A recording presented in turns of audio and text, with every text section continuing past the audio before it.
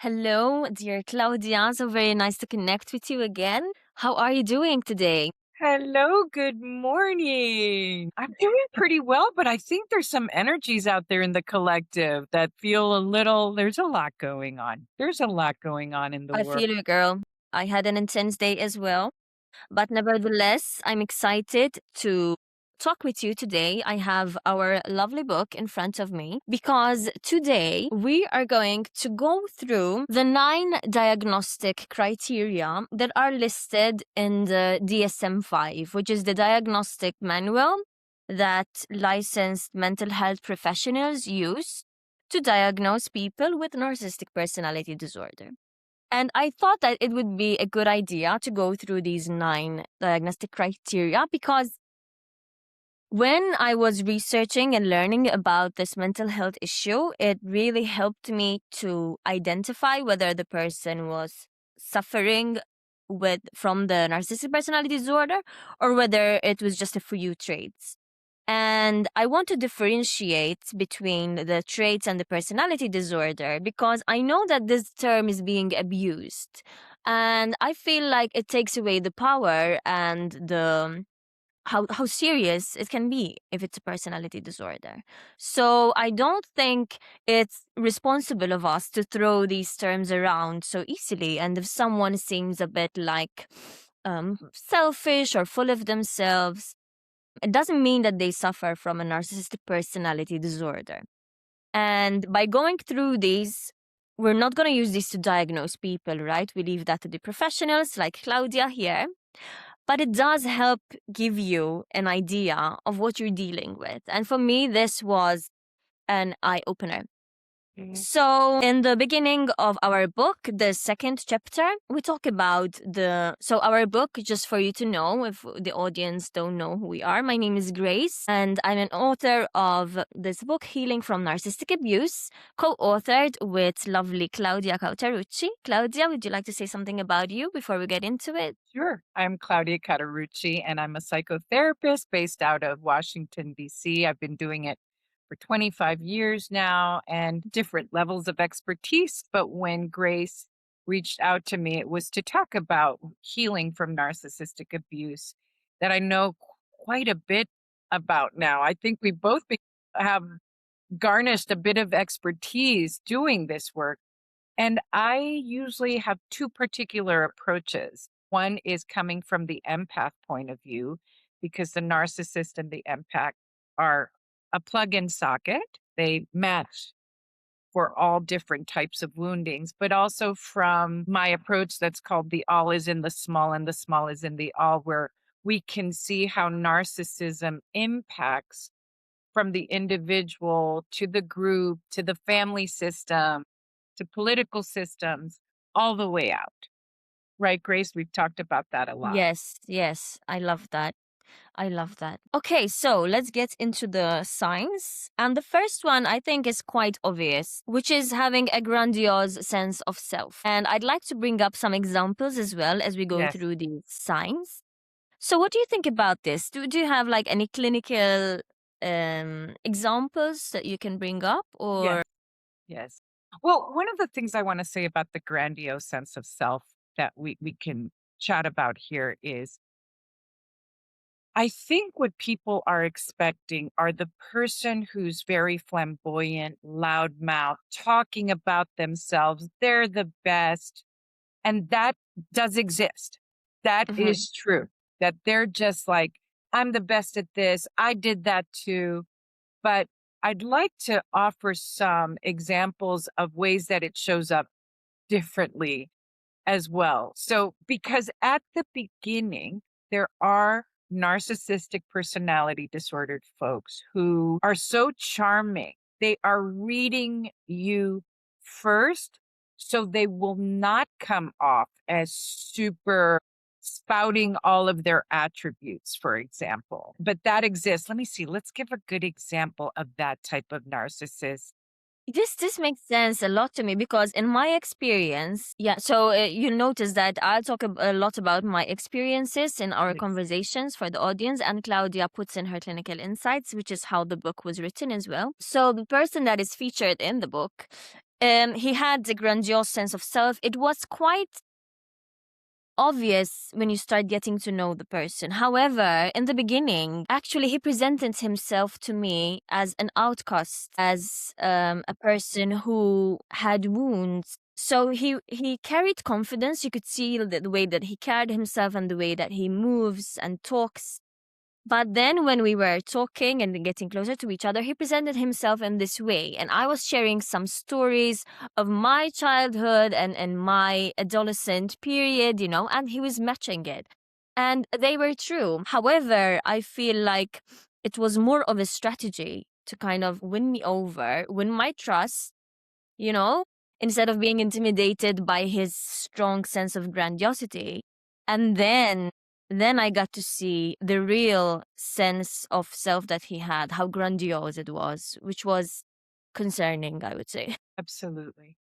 So, one of the ways that it might show up, I really appreciate it. And I think that's what makes us unique, Grace, is that you're coming in as describing yourself as just someone who's been through it, and you're relating your experience. And I'm coming in as someone who also has a lot of experience in my personal life with narcissism, a lot, from my family all the way through my partners, friendships, etc. But in our situation, I'm coming at it from a clinical point of view and from my work with clients. So one of the ways that it might come up is that people will name drop early, just name drop. That's one way it might come. It also might come up in small comments. So, what I like to invite the audience to do is to notice what I call the side stuff. Because the direct, looking at you directly, right, Grace? They might be love bombing you, and you might get caught in this enchantment as they're just telling you all of your accolades because they do study you. So what to be looking for is the side grandiosity. I don't know why I call it that, but it's what they're doing on the side. So name dropping, speaking of their accolades, I was the best at this, best at that. Now, I actually encourage people to know their gifts and their competencies and their prowess. This is where it gets tricky. Hmm. It's when you notice with lots and lots and lots of side comments, their superiority. Yes, this is such an important nuance to mention because it's true. How do you differentiate whether someone is just owning their talents and their gifts, which is something that empaths actually struggle with? I know that I struggled with that. And I had to learn how to, there's nothing wrong with owning your gifts and your skills. But how do we explain this to the audience that there's a difference between having a healthy level of self awareness where you can perceive your strengths and weaknesses? I think this is a key word right there, perceiving your weaknesses. I think people who struggle with this mental health issue have a real issue and big trouble recognizing their weaknesses. And if they see them, they will not admit them and say them out loud. Is that correct? Correct. It hits too much of a shame point.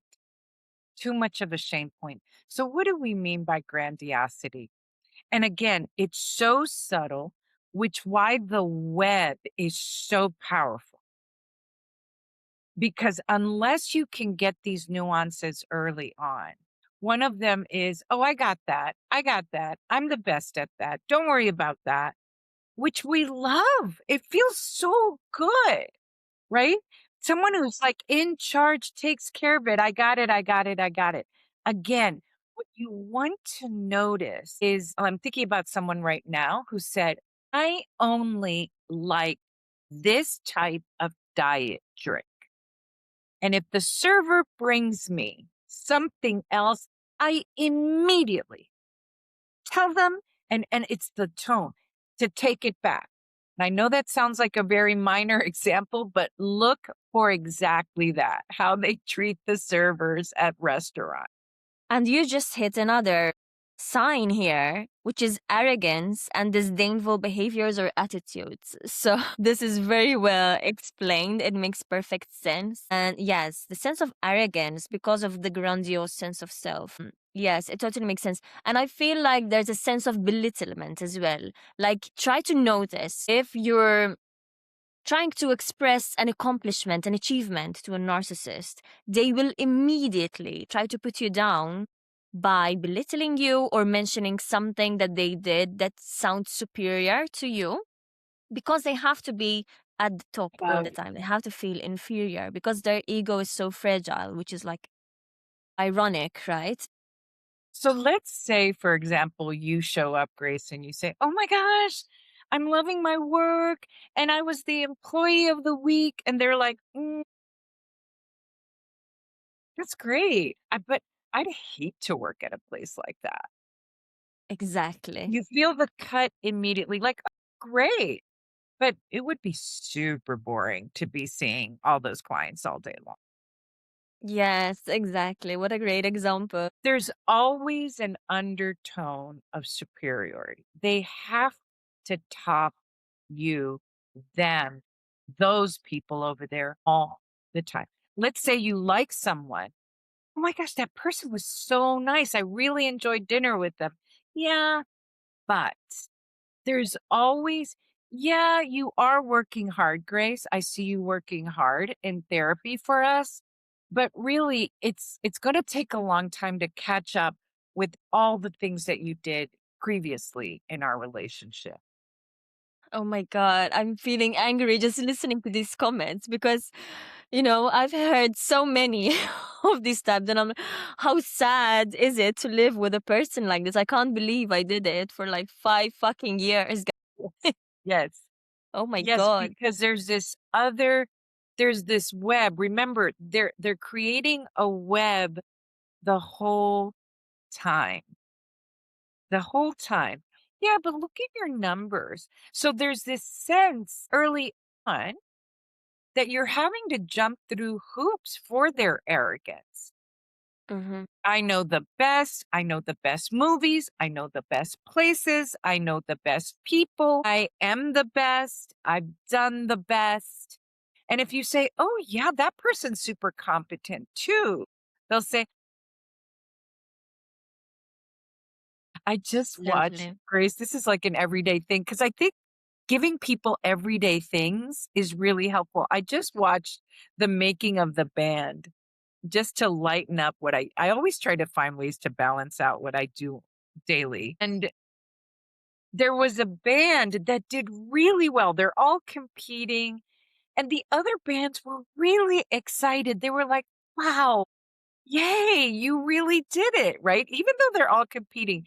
And there was one person in one of the bands that said, "That seems like what's been done." I There you mean, go. dampening the mood like that. So it's really important to learn that when we notice these things, why continue? Like, what's the point of continuing sharing such experiences with people who are going to bring us down? What's the point? Yes. Although that's a little bit too early. So, what I'd invite people to do is to say, "I'm going to note that and maybe I'll speak to it," because that's when you're really going to get an answer. Yeah. Why would you put them down? Just casually, because that's really when you're going to see their response because Yeah. you're noticing something about them. Either they retreat very quickly. If it's at the beginning, they'll retreat maybe, or they'll be super defensive. That's when you're really taking down notes about, "I'm not sure I want to stay with this type of person." Yes. Yes, exactly. The other one, so we talked about two already. The other one is this is an interesting exaggerated fantasies of success, power, glory, beauty, or an ideal loving partner. What comes to mind for you around that? Oh mon Dieu. Alors, This was, yes, this was a sign that It took time for me to see. It was not in the beginning of the relationship, but I used to notice, yes, as the person was feeling more comfortable with me being himself. He used to tell me these strange fantasies that he would have of either groups of women encountering in sexual relationships with him at once. So there's a sense of, power over them. It was quite sadistic as well. Yeah. So, yeah, and I was quite young when he was telling me these things, and they were very new to me. And I was very confused. I was very confused because I did not understand what was happening. And I was like, is he pulling my leg or does he really mean? Is he serious about these things? And we had been together for like 2 or 3 years already. So to say to your girlfriend these kinds of fantasies, yes, it was a bit messed up. So that those kinds of fantasies of power, yes, and success even, this can be a tricky one. So I'm quite a dreamer myself. I dream big. So I would like to differentiate between having a fantasy of success in a way that seems, I can't say within your limits, because I worked a lot on like in inner core beliefs, and when we change our mindset and inner core beliefs, we can impress ourselves with what we're capable of doing. So exaggerated fantasies of success, how do we explain this to? Yeah, this is a good one. We need really good examples, but let's riff a little bit on what comes to mind. And highlighting and emphasizing the need for deep discernment. Because in that example, for example, that you're talking about, like, these are my fantasies, multiple women and sadistic qualities to it, sadistic qualities that are not exactly about consent. Yeah. Mm-hmm. Yeah, Because absolutely. there's that will clue you in. There's a lot of sexual sadism that aren't about consent, Mm-hmm. that aren't about um giving and receiving. It's more about I will dominate, and I will dominate to demean you. So let's just I'm just going to riff off of some what comes to mind. What also comes to mind there is he's testing. He's inviting you a little bit into something that you're wondering, because there's a lot of narcissists who have their partners engage in all sorts of behavior, and what you want to find as the undertone is comparisons, Mm-hmm. right? You're Mm-hmm. not enough if you don't engage like this. You're not enough if you don't agree with this. That's why you were starting to go into a gaslighting range. Like, is he really saying this to me? Yes. What's he Yes. doing here? But also it's pretty comparative, right? Like, immediately there's other women involved. Um, what comes to mind also, Grace, and tell me how you respond to this, is another way of idealizing and fantasizing is that you'll find them describing other people in extremely idealized ways. Oh my God. Yes, Claudia. This is so on point. Yes. It's so powerful. And it Yes. puts you in a hard position, because they're like, let's say it's your sister, your cousin. She's beautiful. She's so successful. Wow, and so easy going, right? Like, just this extreme idealization that has an undertone of comparison where you're losing, Yes. puts you in, Yes. right? Go ahead. Something's Oh my God. happening. Yes, because I mentioned this in the first chapter of the book as well.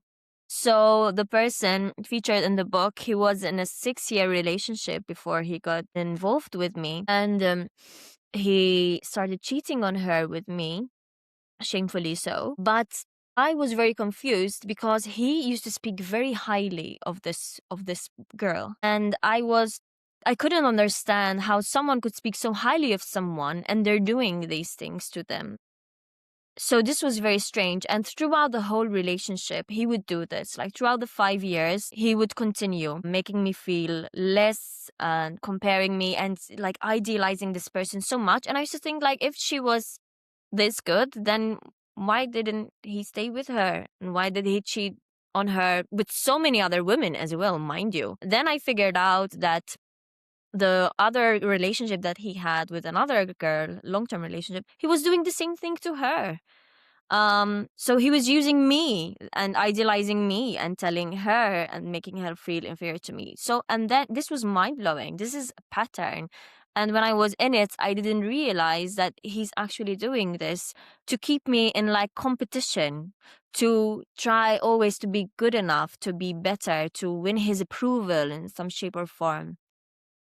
And it's such a shame because if we don't realize this, and I'm sure that there are so many people who have experienced this or are currently in it, and it's like, I want to tell you, like, guys, wake up. This is not how it should be. Yes, yes, yes. And we're touching into triangulation, and can we hold that a little bit, because I also want to talk about relationships where it's a woman who does this to the other gender. Like we're talking about it in men, because sometimes it's a mother who does this with their children. They idealize and highlight one child in order to put them in competition with another. But let's go back to this idea of idealizing and fantasizing. One way that it might look like is future faking to keep you. For example, we're going to do this. I'm going to do this. Just wait till I finish med school. I'm thinking of an exact example. So this will be helpful, where the woman was married to a man, kept having children because she loved having babies and she loved being seen as a mother. But of course, as it goes, he didn't want to really raise. So the man, the husband, was going to work, picking up this kids, right? And then she was like, I want to go to med school. I want to go to med school. And was studying to go to med school. So couldn't attend to the children, couldn't pick them up and drop them off, would beautify daily to go to school, fashion and hair, while he's running around with all the kids. This does happen, everyone. But he's feeling that he's being supportive of her dreams. And she kept saying, and he went into debt God, to yeah. pay for her med school. This happens, everyone. Into debt to pay for her med school, waking up late. He would get sick. His sister would come to help with the four children, and he had a job, while she would go to med school. And she kept promising, we're going to have the most amazing life. I'm going to be the one supporting you. I will pay for everything once I'm out of med school. Of course, never completed med school, etc. The way it plays out. But Mm-hmm. that's a great example of, again, weaving the web of what our life will be, who I am. I'm going to school to be a doctor, Mm-hmm. weaving with fantasy, with a strategy in mind. You're going to pay for my school. You're going to raise the kids. You're going to pay for our life. Yeah. And I'm happy that you mentioned an example in the opposite sex Yes. because it is not a gender related issue and it's only men doing it to women. And I've heard horrible stories from some men as well who had these experiences with other women. Well, and if you tend to be open hearted or an empath or highly sensitive, it's very hard to be the one that says enough, because you will be said, why are you diminishing my dream? This is my dream. You're not being supportive of me. I hope that's a good example of the idealizing and fantasizing. I think, yeah, I It mean, is. I can relate to it, and I've heard stories like this as well. So, the other one is perceive themselves as special, unique, and above standard. They believe that they should only associate with other special or high status people or organizations. Yes, this was also a very common statement that this person would use. And yes, I think it can be difficult to identify if someone is not saying it like blatantly out loud. But I think that if you start getting close to these kind of people and seeing what kind of relationships they have, you would notice that there's a pattern and that they will not befriend anyone just for the sake of making friends, but there's a strategy behind it. Like, do you have something to offer me? Can I benefit from having you in my life in any shape or form? If not, I don't need you in my life.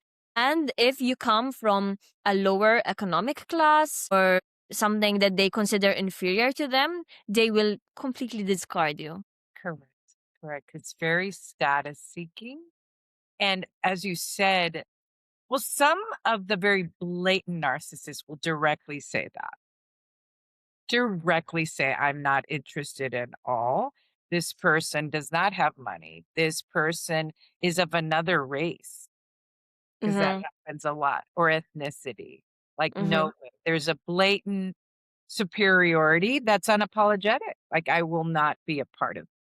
Mhm. Or right, or a country that they see as less, or are you going the only way that someone from a lesser economic class would serve them is if they're gonna serve them.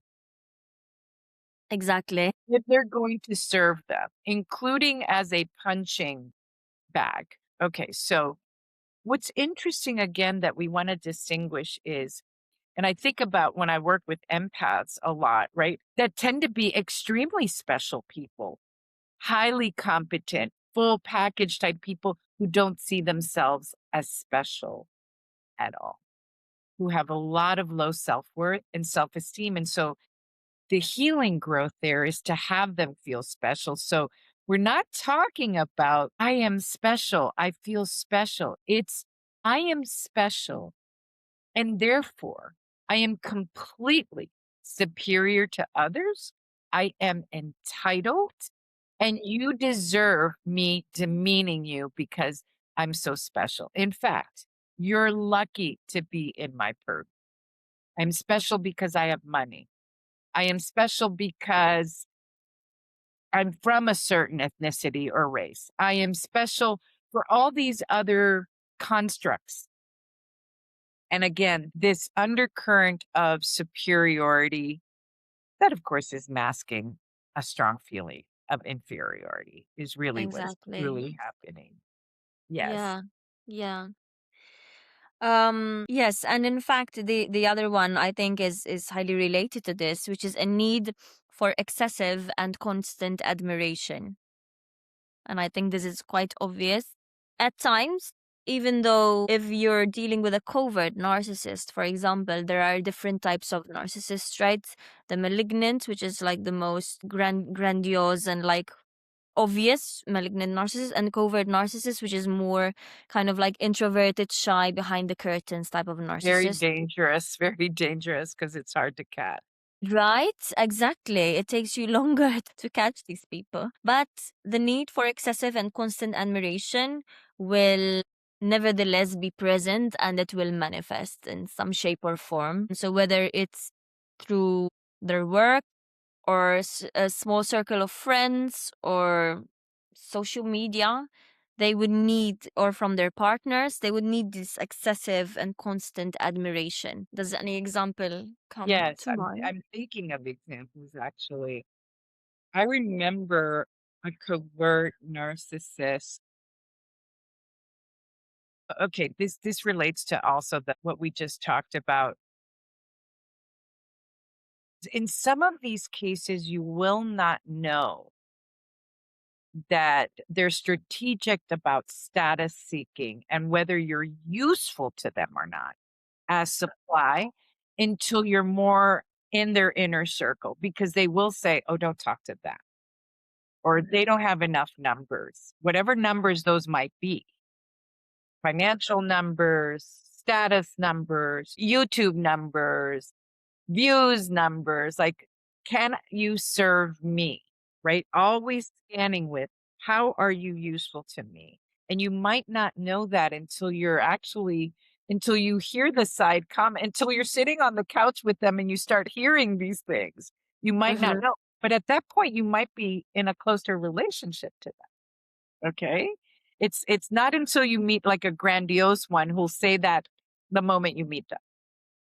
It's the covert ones that are more dangerous. But the example I was going to give was someone who said, I don't like getting close to people, but I like because he was absolutely gorgeous. I like just walking down the street and noticing how many looks I'm getting. I like just walking into places and just noticing how many looks I'm That's an interesting one. Wow. as a thing he would do. I'm going to walk down the street. Um, yes, this can morph into. So let's say you fall in love, Grace, with your narcissist. And at the beginning, you're like, you're so gorgeous. You have a great body. Oh my gosh, you talk about the most intelligent things, right? You're saying these things, right? And then as it gets deeper and more toxic, the way that they will start feeling like they're getting that type of is by always putting you down. So Yes. 'cause you might stop saying you're amazing, you're intelligent, you're this. They'll still be getting their supply by saying, "But I beat you every." Yes. Yes. Yes. As you're saying this, I'm thinking, what a sad way to be, really. Because yeah, I was watching even Dr. Ramani. She was saying that narcissists are truly miserable inside, and that's really a sad place to live, a sad place to be. The other sign, which is very closely related to what we've been talking about, is feeling entitled to special treatment. This is also something that this person ticked all the boxes, literally, and he used to say out loud that he felt entitled to special treatment, that he believed that other people, including his friends and family, should serve him. And for me to hear someone say this, it shocked me. And I was realizing how toxic and serious this is for someone to say this out loud. Feeling entitled to special treatment. I feel like even if you are the king of I don't know where, I think that it's important to be humble and not expect others to give you special treatment, because that brings about a sense of arrogance with it, and it makes you feel like it's okay to take advantage of other people then, because you are better, you are superior, and that is an illusion of the ego after all. What are you channeling right now? Yes, yes. I'm thinking about the sneaky ways that shows up, Grace. One of the ways that exactly shows up, because they might not say as directly, "I think people should serve me," although that's the demeanor. They might feel like they don't have to play by any rules. Okay, we see this in leadership. Mm-hmm. And we're not going to talk about specific leaders, although we see it in leadership all over the globe, where, sure, all these rules have been set for centuries. Nothing to do with me. I'm entitled to not play by any of those rules. The other way is those rules don't apply to me. I have this weird obsession with, I watch documentaries on this all the time, whether it's cult leaders or and I'm encouraged that there are so many documentaries because it really just keeps exposing this issue all over. But in this particular case, with this particular person, they had stolen, they had caused a death, they had, I mean, all these things, and they were finally caught and taken to prison. And the whole time, this person kept screaming that he was entitled to not be in prison, but also to be treated with way more, I don't know, respect and honor in prison. So Wow. again, this entitlement, I'm not like everybody else, even though he was going to prison for cheating, lying, aggravated assault, all Wow. all the very lower vibration. Yeah. attitudes and behaviors, but he was to be treated extremely different. And that's entitled. Yes. Yes. That's a really good example. My, to I see had a how. client actually who kept sort of asking me to see him at different times. And he kept so I've had a lot of clients who have been narcissists. I don't see them anymore at all because it really takes quite a toll, even on a therapist who knows these issues really well. And by the way, for those of you who don't know this, when it comes to personality disorders, whether it's borderline or narcissistic in particular, therapists, at least how I was trained, are required to get support from other Mhm. therapists. If you're going to be treating this, you need places to go because the whole dynamic will play out with the therapist. Maybe we could do an episode where I talk about my experiences treating narcissists and Oh, that would be very interesting. yes, the Yes. way that it shows up is scary sometimes, very scary or shocking. As always, there's so much shock value. Yeah, I can But he felt very imagine. entitled to have me at all hours of the day. He felt entitled to constantly ask me for a lower rate because I was treating him. I should be thankful that he had chosen me as his therapist. Yeah, it's the way that they operate in every aspect of their life. It's just like this is how they treat everyone, whether it's their boss, their therapist, their mother, their partner. It's exhausting. Yeah, The dealing. dynamic plays out. The dynamic plays for sure.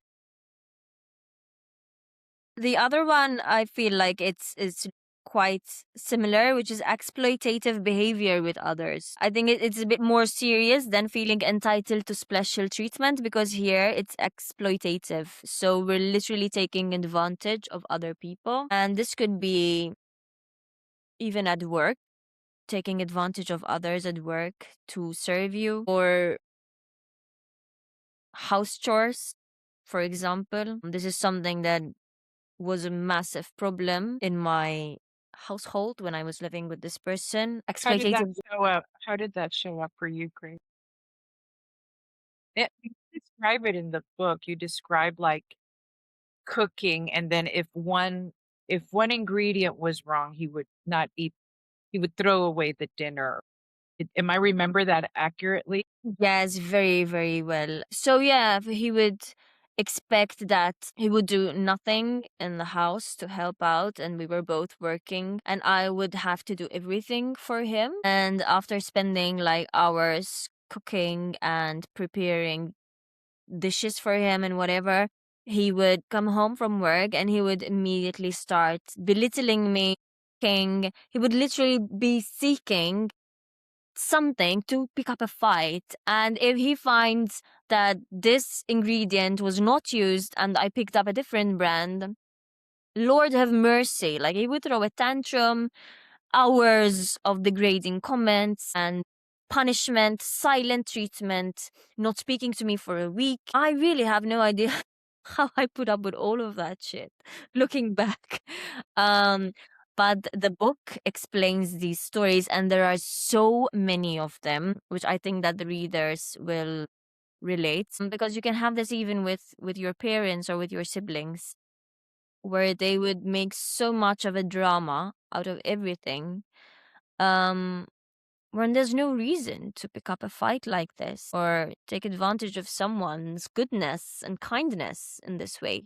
So yeah, he would feel entitled that I would have to take care of everything, and despite doing that I would still get punished at the time. So let me just three examples just came up.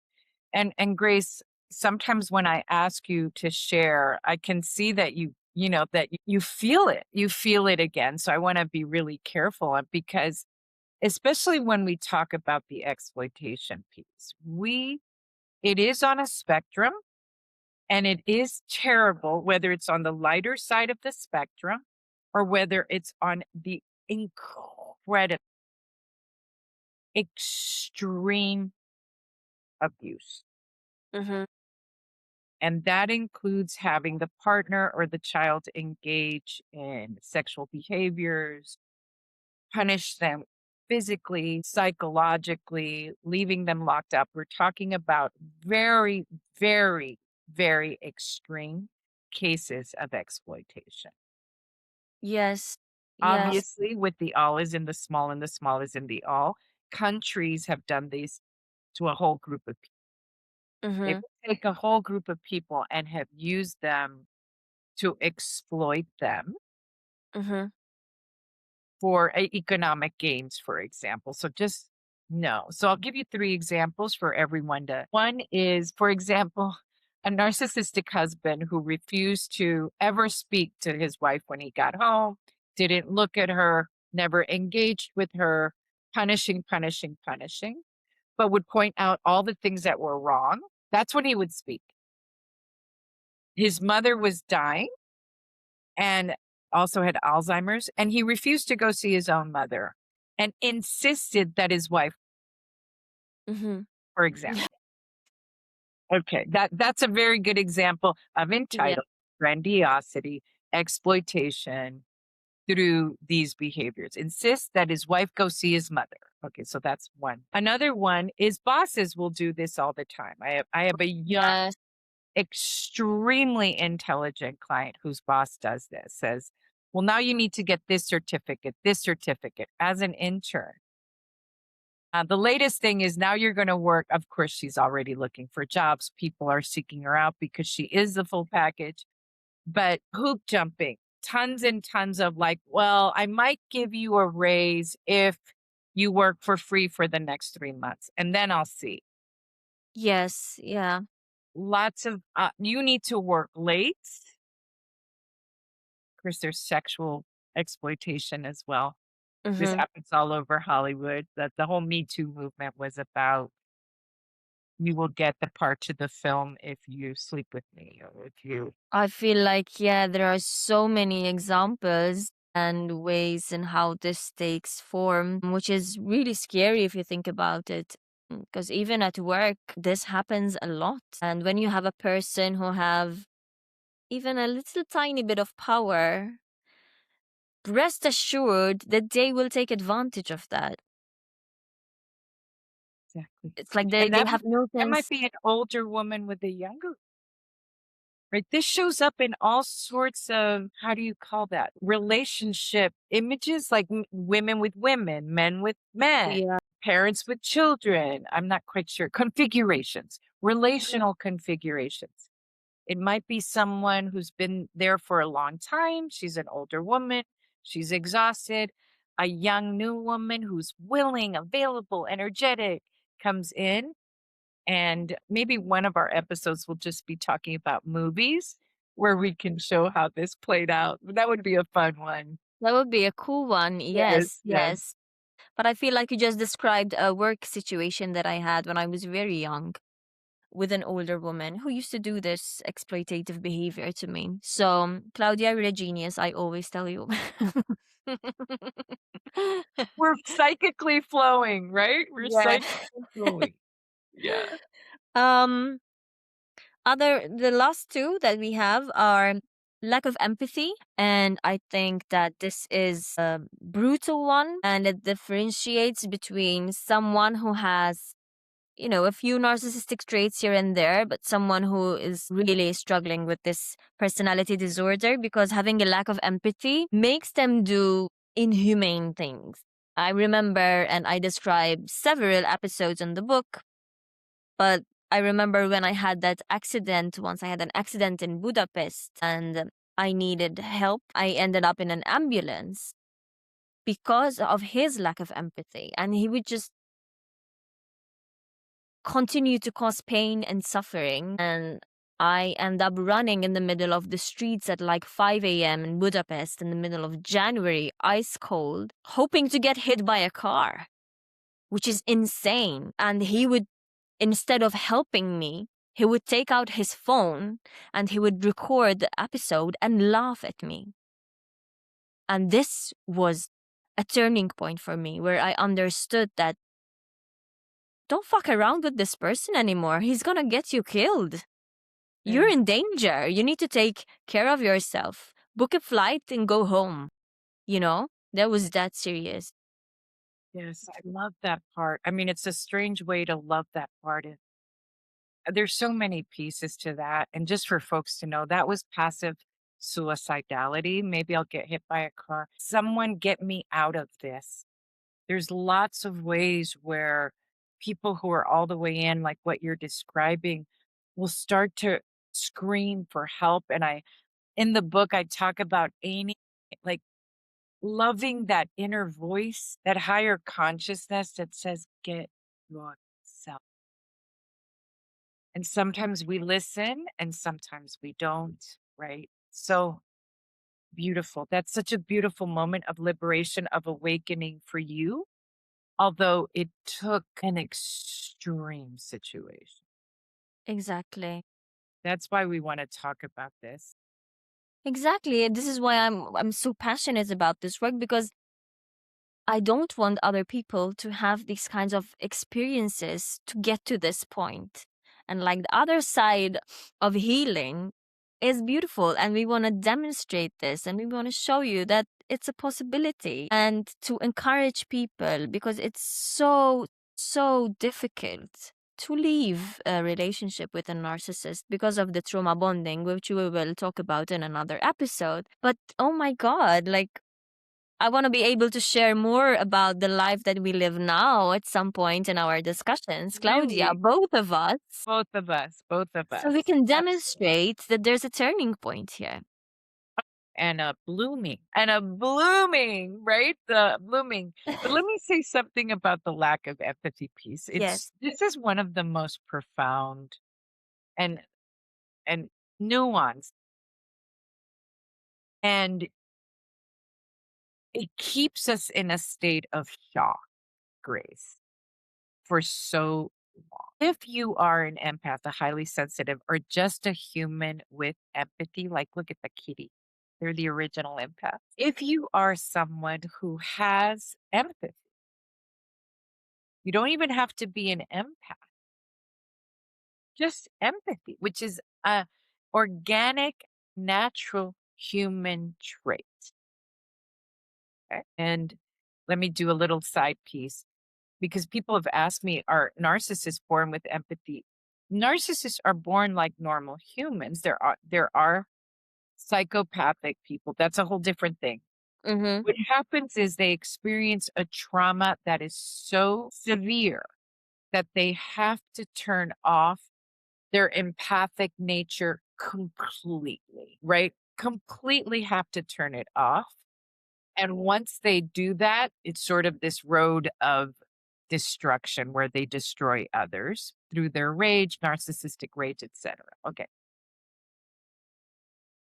This is one of the pieces I want to emphasize the most. This is so shocking over and over. And I mean, it's almost like Groundhog Day that you're shocked at the level of lack of empathy. You don't believe it. You're a deer in headlights. Exactly. Okay, so one, let's talk about it. Like, please don't blame people who stay in these relationships. Please don't blame people who are frozen when these events happen Mhm. because it's so shocking. It's so shocking that he would put a phone, bully you, laugh at you. This happens in schools when there is a bully. The people watching the event are shocked. This happens on the political landscape. Shocked. It happens when people laugh at others. This happens constantly, you all. Mm-hmm. And it's shocking and it might keep us there because we start to get frozen. We start to get afraid. We start to fight, but it's not going anywhere. It actually fuels the narcissist. So Mm-hmm. please do not undervalue or underestimate the freeze response to being shocked, including when your boss is inappropriate. That's what when people ask children or people who have been sexually harassed at work, like, well, why didn't you leave? Why didn't you stand up? Because you're at your uncle. It's shocking. Shocking. Absolutely. Absolutely. And it's hard to, if you're a person with empathy, it's hard to understand the bully Yes. wanting to explain to them, I'm not bad. I'm not mean. Defend, explain, convince. You keep explaining, why are you doing this? Because you do not have that type of language. The non-empathy and the empathy is a point of real rupture where the person with empathy will try and do so much work. Yes. Yes. I feel like we can go even deeper about this topic, and there are even smaller examples where people can demonstrate lack of empathy. But I would like to bring up the last one. Yes, please, We have please. around 10 minutes left, and Yeah. then we'll wrap it up. We could go on forever, me and you, Claudia, you know it. So, the last sign, we covered 8 so far, and this is the ninth, which is envy of others or imagining that others are envious of them. This is an interesting one as well. And it reminds me of shadow work, no? So, one of the ways that we can identify our shadows is, for example, when, let's say, we see someone that carries certain traits or characteristics and we try to criticize or belittle them. It's like we are rejecting those parts in ourselves that are repressed and we would like to integrate them, but we deny them. And so, let's say, for example, you see a beautiful woman and you put her down and you say that, oh, she's too vain, she's too full of herself. But in reality, you're wishing that you had her confidence or her sexuality or her sensuality. This can show up like this. It's a type of shadow work. And narcissists tend to do this a lot because they just cannot entertain the idea that there could be someone better than them, as we mentioned with the superiority and inferiority, right? And it took me a while to notice this. In fact, like this person would really criticize other venues, people, companies, and then some time would pass, and this person would start collaborating and working with these people, with these venues, with doing these types of events. And I then understood what was happening, that it was actually envious, that he was not part of that. But then the moment you were part of it, then it's fine.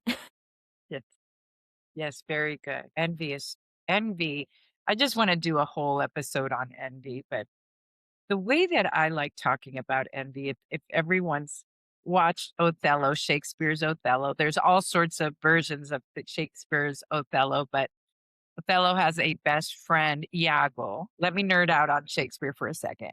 But Iago and Othello is gorgeous, has the most beautiful woman, is happy, is given positions of leadership, and loves his best friend Iago. And Iago whispers in his ear out of envy, whispers like a snake, whispers, whispers, she's cheating on you. Look at them. And little by little, Othello begins to lose everything because, of course, Iago is making him a little crazy. Mm. So, for those of you who know Iago, that is the embodiment of envy. Okay, so envy is the exact driving force, the most powerful fuel of the narcissist. Mm-hmm. Why? Because internally, what you were saying, the internal experience of the narcissist is completely unbearable because they feel so empty and so lacking. Mm-hmm. It Mm-hmm. comes from a very despairing and distressed place of lack, which is why they name drop, which is why which they mimic all the time. They mimic others all the time and try to top. They're constantly mimicking. There's not a lot of authenticity because they don't know how to anchor that in at all because it's so hard to go inside themselves to do shadow work around envy because Mm-hmm. all envy is what you want in life, right? Exactly. right? What you want. Oh, I want to be that beautiful. I want to be an artist. I want to sing like that if you do really deep shadow work. So it's what they don't have. It comes from extreme place of lack, which they also project. So they're always assuming that other people are envying them. So this is the feeling they can relate to. I envy. They would never say I envy, Oh no. right? Oh But no. they must envy me. They must, and in fact, I want you to envy me. So out of that lack, out of that emptiness, they always contract. And this goes that now we can close it out with full circle. The best in the room, which is why they go for the competent empath, the most beautiful one, right? Out of that envy, they're always going for status symbols, the most gorgeous person, right? Yes, Whoever can elevate their status. exactly. Okay. And then they project their rage, their anger on anyone who is seeming successful. God forbid you leave and become more successful. Oh, yes, yes, yeah. So it's projection. It's beautiful that we end with envy because it actually summarizes yes, Oh, the besides, other characteristics. It's toxic motivation for them is envy. yes, yes. That was beautifully explained, Claudia. Thank you very much. You. I've really enjoyed our conversation as always. Yes. So, folks, like, share, subscribe, suggest, comment, ask us questions because we will do episodes.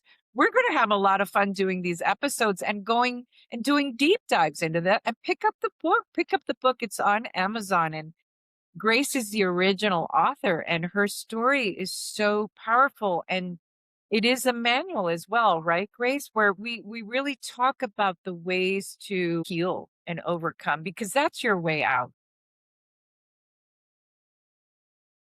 Yes, go all through the way to the other side. Yes. So we'll see you again, right? We're Yes, and the trying to do next this once one. a month. Yes. Join Yes. us. Grace, thank you. Bye.